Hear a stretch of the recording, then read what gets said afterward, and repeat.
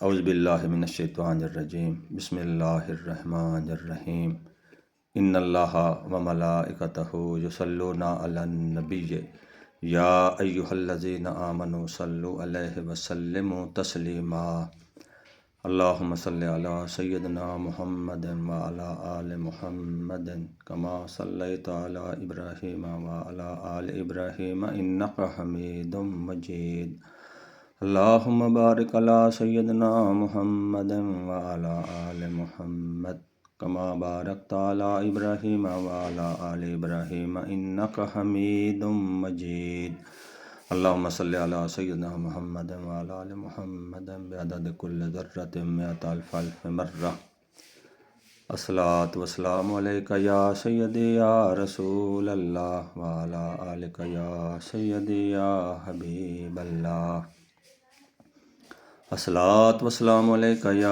سیدی یا نور اللہ وعلی آلک یا سیدی یا محبوب اللہ الصلاۃ والسلام علیک یا سیدی یا رحمت للعالمین وعلی آلک یا سیدی یا شفیع المذنبین الصلاۃ والسلام علیک یا سیدی یا سراج السالکین وعلی آلک یا سیدی یا مصباح المقربین الصلاۃ والسلام علیک یا سیدی یا راحت العاشقین وعلی آلک یا سیدی یا مراد المشتاقین الصلاۃ والسلام علیک یا سیدی یا شمس العارفین وعلی آلک یا سیدی یا انیس الغریبین الصلاۃ والسلام علیک یا سیدی یا خاتم النبیین وعلی آلک یا سیدی یا ختم المرسلین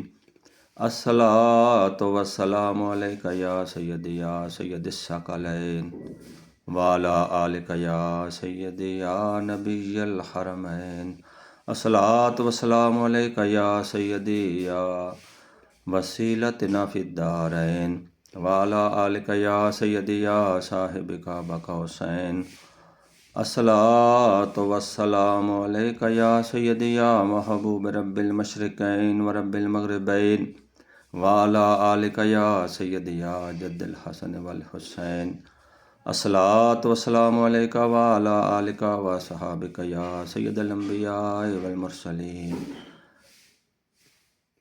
بلغ العلا بکمالہ کشف الدجا بجمالہ حسنت جمیع خصالہ صلو علیہ وآلہ سبحان ربک رب العزت عما یصفون وسلام علی المرسلین السلام علیکم ورحمۃ اللہ وبرکاتہ۔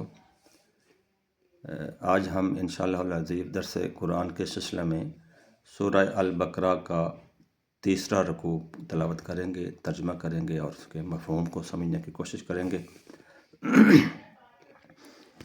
شروع کرتے ہیں جی۔ اعوذ باللہ من الشیطان الرجیم بسم اللہ الرحمن الرحیم یا ایہا الناس اعبدوا ربکم الذی خلقکم والذین من قبلکم لعلکم تتقون الذی جعل لکم الارض فراشا والسماء بناء وأنزل من السماء ماء فأخرج به من الثمرات رزقا لكم فلا تجعلوا لله أندادا وأنتم تعلمون وإن كنتم في ريب مما نزلنا على عبدنا فاتوا بسورة من مثله وَادْعُوا شُهَدَاءَكُم مِّن دُونِ اللَّهِ إِن كُنتُمْ صَادِقِينَ فَإِن لَّمْ تَفْعَلُوا وَلَن تَفْعَلُوا فَاتَّقُوا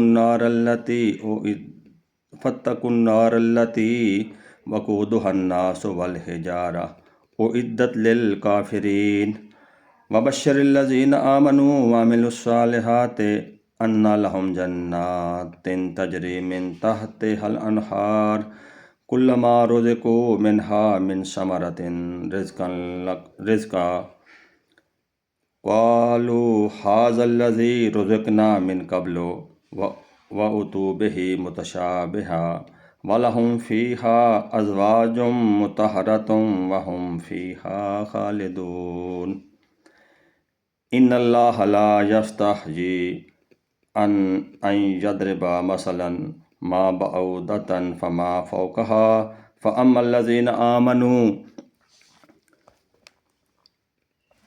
فَيَعْلَمُونَ أَنَّهُ الْحَقُّ مِنْ رَبِّهِمْ وَأَمَّا الَّذِينَ كَفَرُوا فَيَقُولُونَ مَاذَا أَرَادَ اللَّهُ بِهَذَا مَثَلًا يُضِلُّ بِهِ كَثِيرًا وَيَهْدِي بِهِ كَثِيرًا وَمَا يُضِلُّ بِهِ إِلَّا الْفَاسِقِينَ الَّذِينَ يَنقُضُونَ عَهْدَ اللَّهِ مِنْ بَعْدِ مِيثَاقِهِ وَيَقْطَعُونَ مَا أَمَرَ اللَّهُ بِهِ أَن يُوصَلَ وَيُفْسِدُونَ فِي الْأَرْضِ أُولَئِكَ هُمُ الْخَاسِرُونَ كيف تكفرون بالله وكنتم أمواتا فأحياكم ثم يميتكم ثم يحييكم ثم إليه ترجعون هو الذي خلق لكم ما في الأرض جميعا ثم استوى إلى السماء فسواهن سبع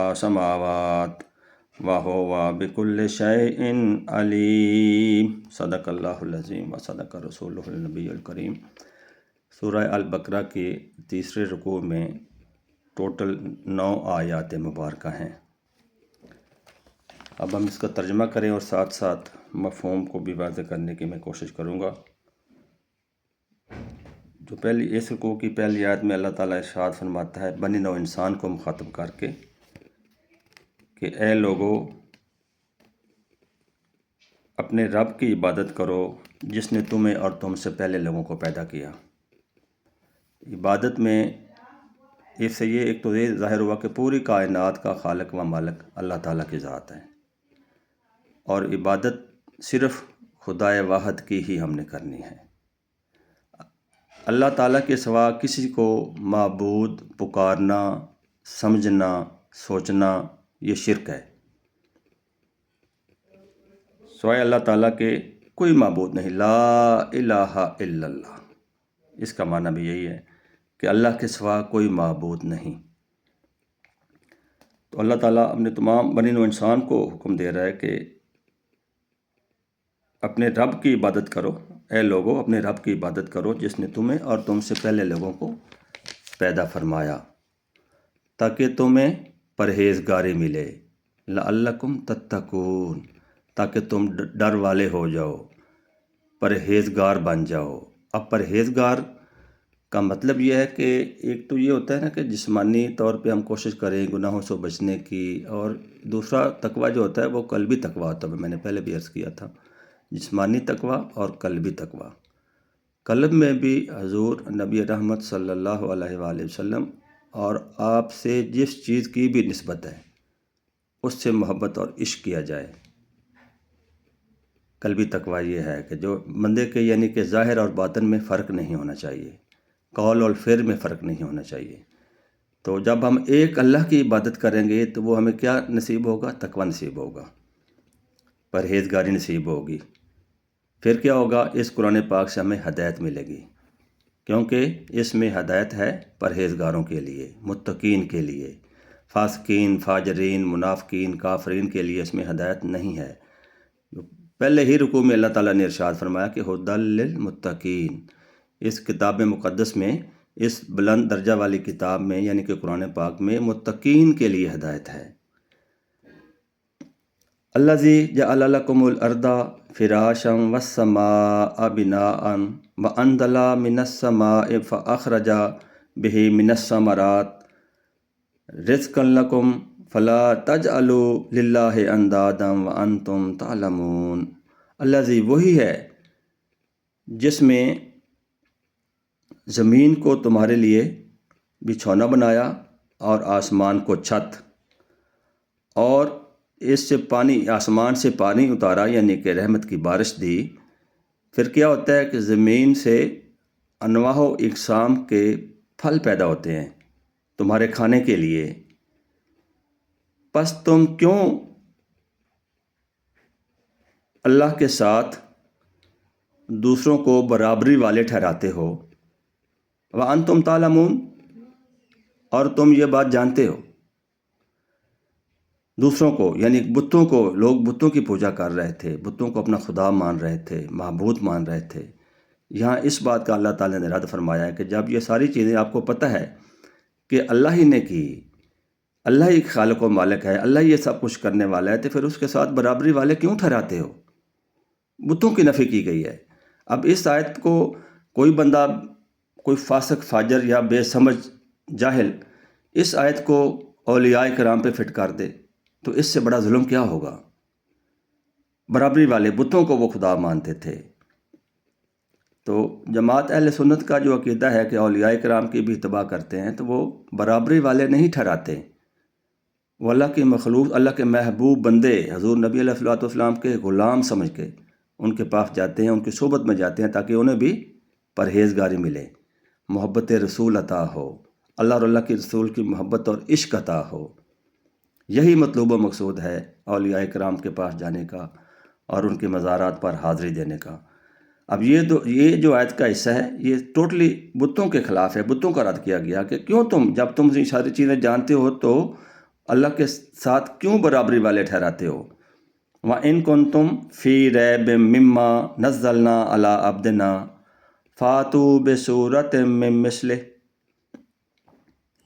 اور اگر تمہیں شک ہو جو کچھ ہم نے اپنے خاص بندے پہ اتارا، یعنی کہ حضور سید عالم صلی اللہ علیہ وآلہ وسلم پر قرآن پاک مقدس کتاب اتاری، اللہ فرما رہا ہے کہ اگر تمہیں اس میں کوئی شک ہو جو ہم نے اپنے خاص بندے پر نازل فرمایا، یعنی کہ قرآن پاک، فاتو بصورت من مثلہ، تو اس جیسی ذرا ایک صورت تو بنا کے دکھاؤ.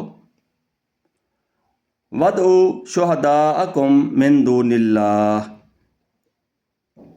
ان کنتم صادقین، اور اگر تم سچے ہو تو اپنے تمام مددگار یعنی کہ بت جن کو تم معبود قرار دے رہے ہو ان کو بھی اپنے ساتھ ملا لو.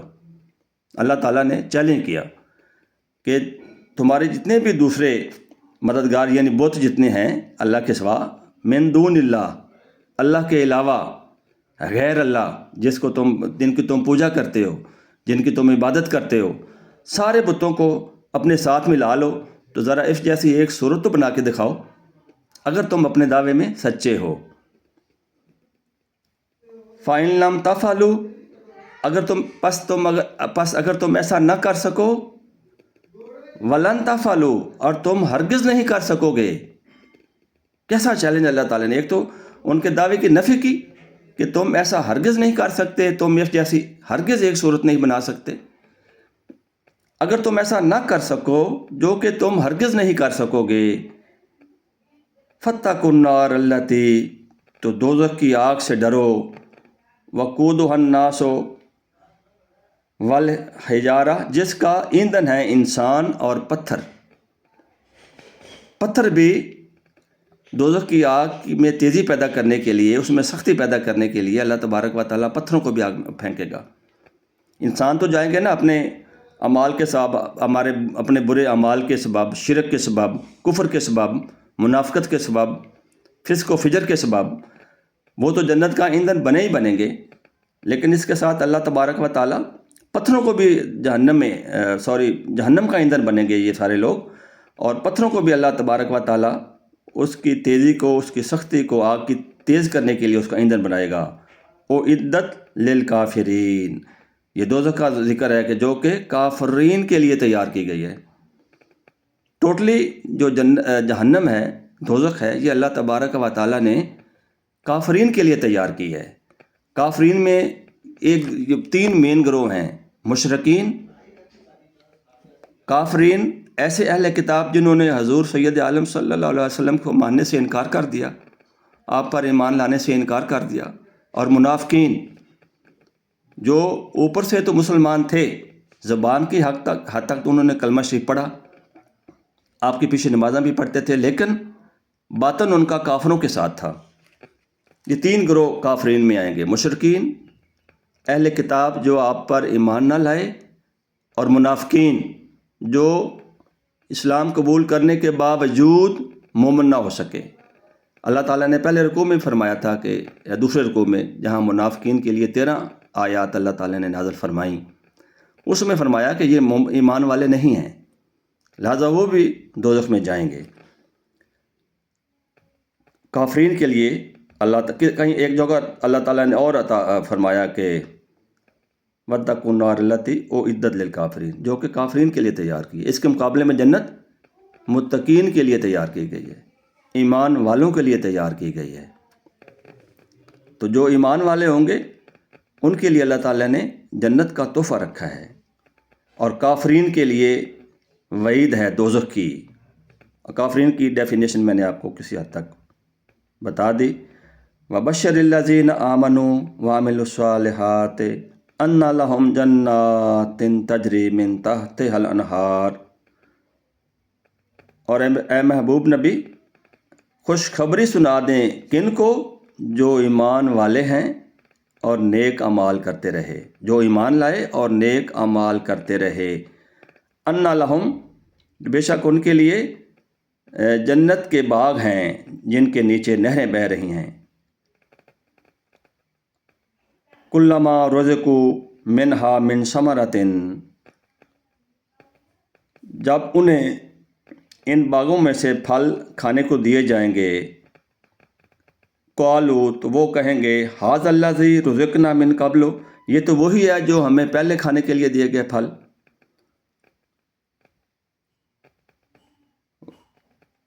وَاتُوا بِہ متشابہا، یہ اس جو ہمیں پہلے پھل دنیا میں کھانے کو دیے گئے یہ تو ان سے مشابہت رکھتے ہیں۔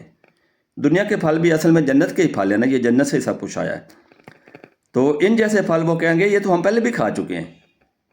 وَلَهُمْ فِيهَا أَزْوَاجٌ مُطَہَّرَةٌ وَهُمْ فِيهَا خَالِدُونَ، اور ان کے لیے پاک بیویاں یعنی کہ حوریں ہیں، اور وہ اس میں ہمیشہ رہیں گے۔ ایمان کی پہلے کئی دفعہ ڈیفینیشن کی کہ ایمان حضور سید عالم صلی اللہ علیہ وآلہ وسلم کی محبت اور عشق کا نام ایمان ہے۔ تمام امتوں کا ایمان یہی تھا، تمام انبیاء کرام کا بھی ایمان یہی تھا، حضور صلی اللہ علیہ وآلہ وسلم کو ماننا۔ یہی وجہ تھی کہ وہ اپنی تمام امتوں کو آپ کی شانیں اور آپ کے اوصاف بیان کرتے گئے، اور اپنی امتوں کو تاکید کرتے گئے کہ ایک نبی و آخر زمان تشریف لانے والے ہیں، جو کوئی ان کو اپنے زمانے میں پائے تو ان پر ضرور ایمان لانا، ضرور ان کی مدد کرنا۔ جتنی بھی شانیں عظمتیں انبیاء کو ملیں حضور سید عالم صلی اللہ علیہ وآلہ وسلم کے وسیلہ سے ملیں،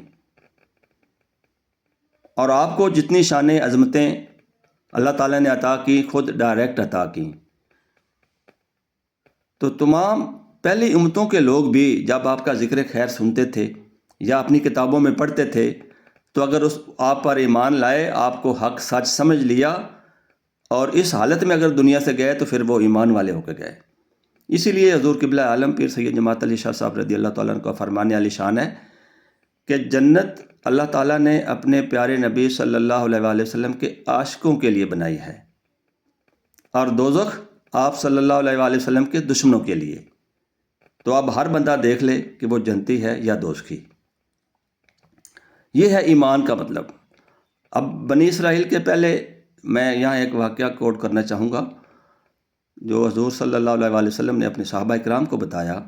آپ نے فرمایا کہ بنی اسرائیل کا ایک بندہ فوت ہو گیا تو بستی والوں نے اس بندے کو گڑھا کھودا اور اس میں پھینک دیا، اس کا نہ جنازہ پڑا نہ اس کو کفن دفن دیا۔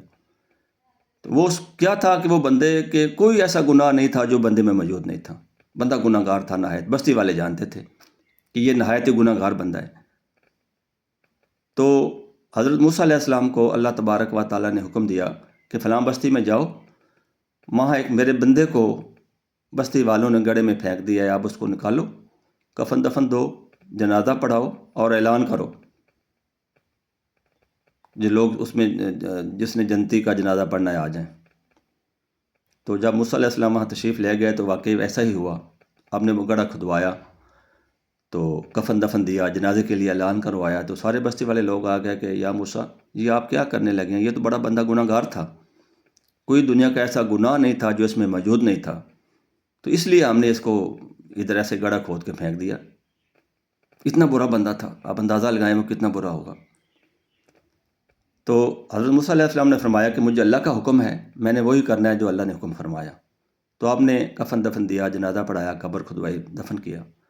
تو جب کوہ طور پہ آپ ملاقات کے لیے گئے، اللہ تبارک و تعالیٰ سے گفتگو کرتے تھے، تو سوال کیا کہ یا اللہ یہ ماجرا کیا ہے، وہ اس بندے کا کیا حال ہے، بستی والے کیا کہتے ہیں، حق تو وہی ہے جو آپ نے مجھے حکم دیا، میں نے پورا کیا، لیکن میں جاننا چاہتا ہوں راز کی بات۔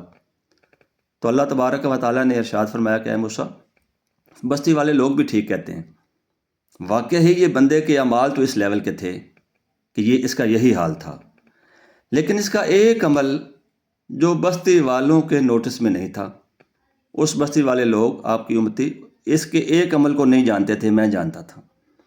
یا اللہ وہ کیا ماجرا تھا، کیا عمل تھا؟ اللہ نے فرمایا کہ وہ روزانہ صبح صبح توریت شریف نکالتا، اس کی تلاوت کرتا، پڑھتا، دیکھتا، اور جہاں جہاں نبی آخر الزمان میرے محبوب نبی کا نامی اسم گرامی آتا تو اس کو چوم کر آنکھوں سے لگاتا اور کہتا ہے یا اللہ یہ برحق ہے، سچ ہے۔ بس اس کا مجھے ایک عمل، یعنی کہ وہ بندہ مومن تھا، حضور نبی علیہ الصلوۃ والسلام کی شانوں کو، آپ کے اوصاف کو مانتا تھا اور حق مانتا تھا۔ عمل کا یہ حال تھا کہ بستی والوں کے علم میں تھا جو انہوں نے کیا۔ اس ایک عمل کی وجہ سے اللہ تعالیٰ کی رحمت نے گوارا نہیں کیا کہ ایک بندہ میرے محبوب نبی کا نام جپے، میرے محبوب نبی کے نام کو بوسہ دے، آنکھوں سے لگائے، اور میں اس کے ساتھ یہ معاملہ ہونے دوں۔ یہ ہے ایمان، حضور نبی رحمت صلی اللہ علیہ وآلہ وسلم کی محبت اور عشق کا نام ایمان ہے۔ یہ ایک جنت کس کے لیے؟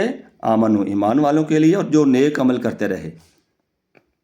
اچھا، جو بندہ، اس میں بھی ایک بڑا لاجک والی بات ہے، نیک عمل ہمیں جنت کے لیے نہیں کرنا چاہیے۔ ہماری نیت جنت کا حصول نہیں، میں جنت کی آسائشوں کا، جنت کا انکار ہرگز نہیں کر رہا، لیکن ہمارا مطلوب و مقصود نیک اعمال کا جنت نہیں بلکہ جنت بنانے والا ہونا چاہیے۔ اللہ اور اللہ کے رسول کی رضا حاصل کرنے کے لیے ہمیں سب کچھ کرنا چاہیے۔ قرآن پاک میں اللہ تعالیٰ نے ایک جگہ ارشاد فرمایا نا، قل ان صلاتی و نسکی ومحیای ومماتی للہ رب العالمین۔ اے میرے محبوب نبی، آپ فرما دیں کہ بے شک میری نمازیں، میری قربانیاں، میرا جینا مرنا اللہ کے لیے ہے جو پروردگار ہے سارے جہان والوں کا۔ یہ ہمارے نیک اعمال کا جو مطلوب و مقصود ہے وہ اللہ اور اللہ کے رسول کی رضا ہونی چاہیے۔ عمل ہے جس کا بے غرض، اس کی جزا کچھ اور ہے۔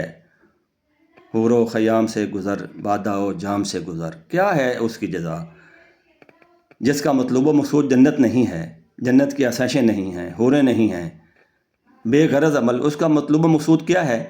دیدار الہی ہے، اللہ اور اللہ کے رسول کی رضا ہے۔ ایک اور جگہ پہ علامہ اقبال رحمۃ اللہ نے فرمایا کہ یہ جنت مبارک رہے زاہدوں کو کہ میں آپ کا سامنا چاہتا ہوں۔ یہاں کے کلیریفیکیشن دی کہ یا اللہ جنت زاہد عبادت کرنے والوں کو مبارک ہو، تو میرا مطلوب و مقصود تو تیرا دیدار ہے، مجھے اپنا دیدار کرا۔ میرا مطلوب و مقصود تو تیرا اور تیرے پیارے نبی صلی اللہ علیہ وسلم کی رضا ہے۔ ایک اور جگہ پہ ارشاد فرماتے ہیں کہ عبادت سوداگری نہیں، یہ عبادت خدا کی ہے، اے بے خبر جزا کی تمنا بھی چھوڑ دے۔ اس کی تو تمنا بھی نہیں ہونی چاہیے، اللہ اور اللہ کے رسول کی رضا مطلوب و مقصود ہونی چاہیے۔ شہادت ہے مطلوب و مقصود مومن، نہ مال غنیمت نہ کشور کشائی۔ یہ تو اللہ تعالیٰ نے بنائی ہی ایمان والوں کے لیے، جنت بنائی ہی عمل صالح کرنے والوں کے لیے، مخلص اعمال کرنے کے لیے۔ مخلص کا مطلب ہے کوئی اور اس میں ہمارا نقطہ نظر نہیں ہونا چاہیے، صرف اور صرف اللہ اور اللہ کے رسول کی رضا مطلوب و مقصود ہونی چاہیے۔ تو مومن جو ہے، آگے اسی آیت پاک میں ذکر ہے کہ ان کے لیے پاک بیویاں ہیں، یعنی کہ حوروں کا ذکر کیا گیا۔ تو بندہ مومن جب لپکے کا اپنے جنت کے محل کی طرف جائے گا، حکم ہوگا کہ وہ تیرا محل ہے، وہ تیری حوریں بیویاں بیٹھی ہیں، چلا جا، تو بندہ مومن جب ادھر جائے گا تو پیچھے سے اللہ آواز دے گا، اے میرے بندے، تو وہ وہیں مڑ کے دیکھے گا تو اللہ تعالیٰ کے دیدار میں مستغرق ہو جائے گا، وہ جنتی آسائشوں کی طرف توجہ بھی نہیں کرے گا۔ حوریں اللہ تعالیٰ سے شکایت کریں گی کہ یا اللہ تیرا کیسا بندہ ہے، ہماری طرف توجہ ہی نہیں کرتا۔ فرشتے یہ کہتے ہیں کہ دل اویز ہے مومن، حوروں کو شکایت ہے کہ کم امیز ہے مومن۔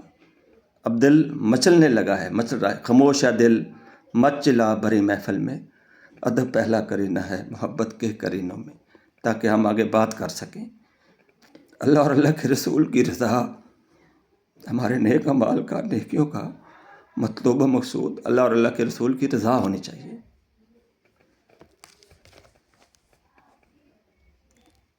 وہی آگے میں نے ذکر کر دیا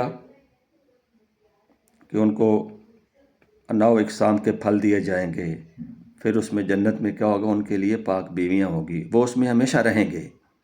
یہ تھوڑی سی تفصیل ہے شاید پاک کی۔ ان اللہ لا یستحیی ان یضرب مثلا ما بعوضۃ فما فوقها فاما الذین آمنوا فیعلمون ان الحق من ربہم واما الذین کفروا فیقولون ماذا اراد اللہ ھذا مثلا یضل بہ کثیرا ویہدی بہ کثیرا وما یضل الا الفاسقین۔ اس آیت پاک میں اللہ تعالیٰ اب یہ کہیں گے، بے شک اللہ سے حیا نہیں کہ فرماتا ہے مثال سمجھانے کے لیے کسی چیز کا ذکر فرمایا، چاہے مچھر ہو یا مکھی یا اس سے بڑھ کر بھی کوئی چیز ہو، اللہ تعالیٰ اس میں شرم محسوس نہیں کرتا مثال دینے میں۔ فَأَمَّا الَّذِينَ آمَنُوا، پس وہ لوگ جو ایمان لائے، ایمان والے ہیں، فَيَعْلَمُونَ، وہ جانتے ہیں، أَنَّ الْحَقُّ مِن رَبِّهِمْ، یہ ان کے رب کی طرف سے حق ہے۔ اللہ جو بھی مثال دے، جو ایمان والے ہیں وہ جانتے ہیں کہ یہ ان کے رب کی طرف سے حق ہے۔ اور جنہوں نے کفر کیا، انکار کیا، وَأَمَّا الَّذِينَ كَفَرُوا فَيَقُولُونَ مَاذَا أَرَادَ اللَّهُ بِهَذَا مَثَلًا، وہ ضرور کہیں گے کہ اللہ ایسی مثالیں دے کر چاہتا کیا ہے۔ وہ کہیں گے کہ یہ کوئی اس مثال کی وقت نہیں جو اللہ تعالیٰ دے رہا ہے، مچھر کی، مکھی کی، یا جس بھی ادنا چیز کی۔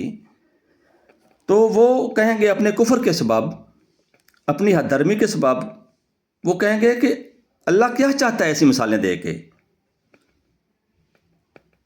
آگے اللہ فرماتا ہے کہ میری ایسی مثالیں، میری یہ باتیں، یہ بہتوں کو گمراہ کرتی ہیں اور بہتوں کو ہدایت دیتی ہیں، اور گمراہ نہیں کرتی مگر فاسقوں کو۔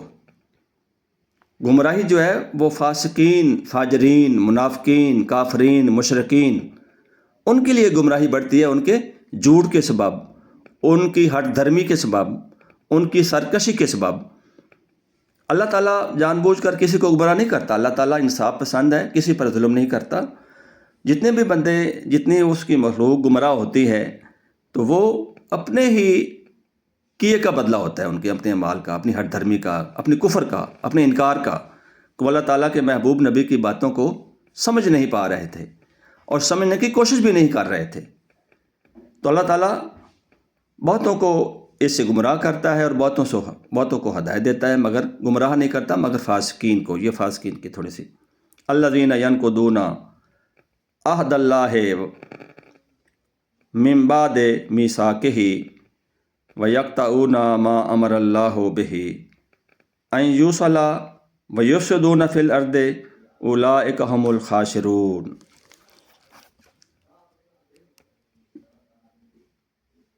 وہ جو اللہ کے عہد کو توڑتے ہیں پکا ہونے کے بعد، اور کاٹتے ہیں اس چیز کو جس کو اللہ نے جوڑنے کا حکم دیا، وَيُفْسِدُونَ فِي الْأَرْضِ، اور زمین میں فساد پھیلاتے ہیں، اولئک ھم الخاسرون، یہی ہیں گھاٹا پالنے والوں میں سے، نقصان والے لوگ یہی ہیں۔ کیف تکفرون باللہ وکنتم امواتا، تم کیسے اللہ کو جھٹلا سکتے ہو جس نے تم مردہ تھے، تمہیں زندگی دی، جلا دی، پھر تمہیں موت دی، پھر تمہیں زندہ کرے گا، پھر تم اسی کی طرف لوٹ کر جانے والے ہو۔ یہ بھی اللہ نے پوری مثال دی کہ تم یہ سب چیزیں جانتے ہو، اس کے باوجود اللہ تعالیٰ کا انکار کر رہے ہو، یا جو اللہ فرما رہا ہے اس سے آپ روح گردانی کر رہے ہو، سرکشی کر رہے ہو۔ هو الذی خلقکم ما فی الارض جمیعا، وہی یعنی اللہ ہی ہے جس نے زمین کی ساری چیزوں کو پیدا کیا۔ ثم استوی الی السماء، پھر آسمان کی طرف استوا فرمایا۔ فسواہن سبع سماوات، پھر ٹھیک ٹھیک 7 آسمان بنائے۔ وَهُوَ بِكُلِّ شَيْءٍ عَلِيمٌ، اور وہی ہر چیز کا علم رکھنے والا ہے۔ صدق اللہ العظیم و صدق رسولہ النبی الکریم۔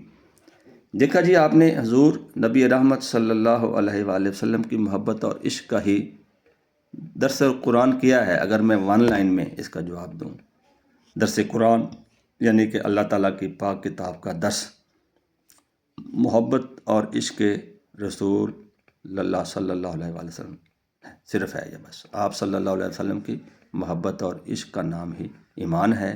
یہی ہمیں پورا قرآن آپ کی اوصاف سے بھرا ہوا ہے۔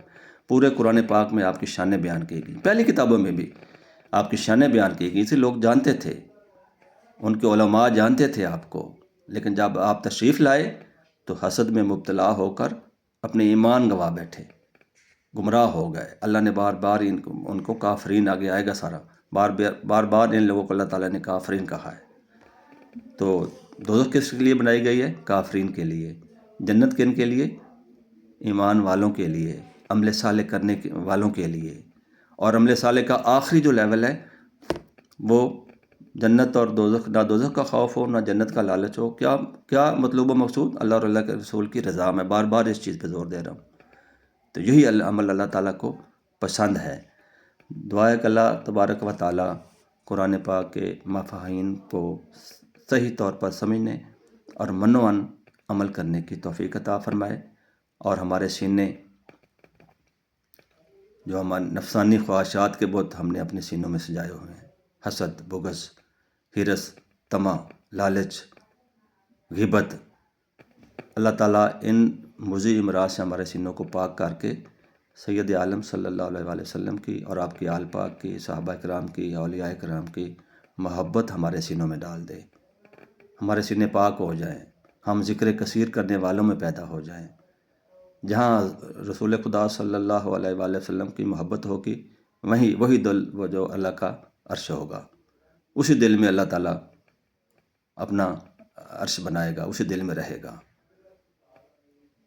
تو آخر میں یہی دعا ہے کہ اللہ تعالیٰ حق سچ بیان کرنے کی توفیق عطا فرمائے، اور قرآن و حدیث سنت کے مطابق ہمارے اعمال ہو جائیں، حضور نبی علیہ الصلوۃ والسلام کی اتباع میں چلے جائیں۔ جو عمل حضور پاک صاحب اللہ صلی اللہ علیہ وآلہ وسلم کی اتباع میں کیا جائے گا، وہی اللہ تعالیٰ کے ہاں قابل قبول ہے، جو آپ کی محبت میں کیا جائے گا۔ وما علینا الا البلاغ المبین۔ اللہم صلی علی سیدنا محمد وعلی آل محمد بعدد کل ذرۃ مئۃ الف الف مرہ۔ الصلاۃ والسلام علیکہ یا سیدی یا رسول اللہ وعلی آلکہ یا سیدی یا حبیب اللہ۔ السلام علیکم ورحمۃ اللہ وبرکاتہ۔